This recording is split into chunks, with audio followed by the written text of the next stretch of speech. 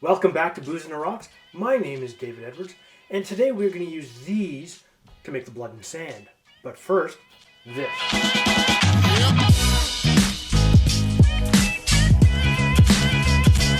Blood and Sand is based on the 1909 Spanish novel Sangre y Harina, Blood and Sand by Vicente Blasco Ibáñez, and the play by Thomas Cushing. The silent film, of course, was a box office hit. It tells the dramatic story of Juan Gallardo Valentino, a poor village boy who grows up to become one of the greatest matadors of Spain. He marries his childhood sweetheart, the beautiful and virtuous Carmen, but once rich and famous is seduced by a wealthy widow. Now they embark on a torrid affair, but feeling guilty he tries to end the affair. Now furious at his rejection, his lover exposes their affair to his wife. Distracted and depressed, he becomes reckless in the arena and somewhat predictably is killed by it in a bullfight. However, in true Hollywood style, just moments before his death, he manages to reconcile with his wife Carmen, who is naturally grief-stricken. The end. Whoever was inspired to make the drink from the movie, I don't know, but it does show up in Harry Craddock's The Savoy Cocktail Book from 1930. So let's get into making the Blood and Sand. For this, I need my mixing glass. All right. And now we're going to add a little bit of ice to this.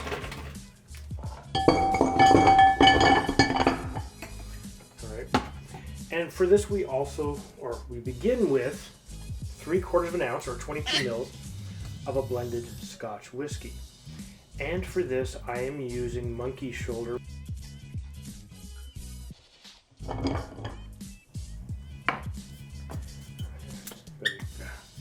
Now, the next thing I'm going to use is looks also Cherry Liqueur. The recipe calls for cherry hearing, but this is what I have. Now we need 3/4 of an ounce or 22 milliliters, again, keeping up the same ratios for mixing. And I quite like this one too. So now the other thing we need is a Rosso Martini vermouth. So it's a red vermouth. And we have the exact same ratios of 3/4 of an ounce to 22.5 milliliters of this vermouth. And vermouth, of course, is a fortified wine. Now, one of the things, or the next ingredient that this calls for, is 3/4 of an ounce or 22 mils of fresh orange juice. Now, I'm going to move this over here because I got my fancy knife. But before I do my knife, I'm going to actually remove a nice long peel here because this will be my garnish. And I don't want to peel an orange if I'm not going to use it, right? So I finally have a proper orange squeezer. You should be really, really impressed by this because the last couple of times I've done them by hand, and I'll put that video up here, right?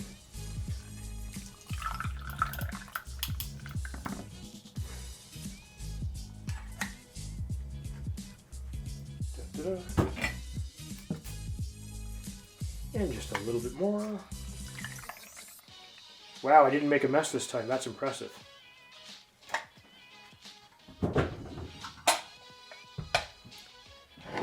And again, I prefer fresh orange juice because it gives me natural, fresh flavors that just seem to work better for it. So the next thing we have to do is we have to shake this. So I'm going to use my lid here, and I'm going to just give it a real good shake for a good 12 to 15 seconds.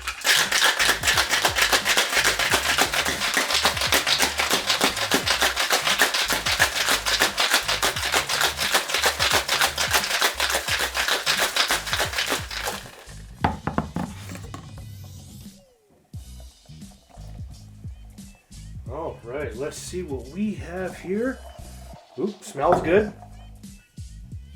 We're going to use our Coupe Glass. All right. We're going to give this a nice, we're going to strain this with our Hawthorne strainer, and we're going to give this a gorgeous little look. It actually looks like the blood has been sifted out of the sand here. It's just got that gorgeous color. course, we need our garnish. I'm going to turn this into a nice little orange twist. And it's going to fall directly in there. But that's okay. It's just going to blend and give me those nice little oils. So, it smells good. It looks gorgeous. You can see it looks like it's been blood that's been strained through some sand. So it could have come directly from the bullfighter's arena.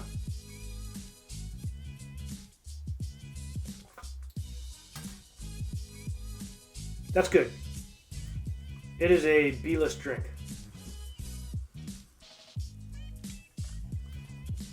The orange comes through, the cherry comes through, and the Scotch is just above the flavors. So it's actually quite nicely balanced. And you know what? I don't know very many people that would like to try this, but I recommend it. It's got a unique, muted taste to it for the Scotch. Mind you, I'm a big Scotch fan, so I like my Scotch to be bold and punching me in the face, right? And I'll put the ingredients down below for it. But this is the epitome of what a Scotch cocktail can be. So if you're new to this channel, please like and subscribe. If it's the first time you're here, please make sure you hit that bell notification so you get notifications every time we place a video. But if you didn't like this video or find it informative or entertaining, hit the thumbs down button twice. And we'll see you next time.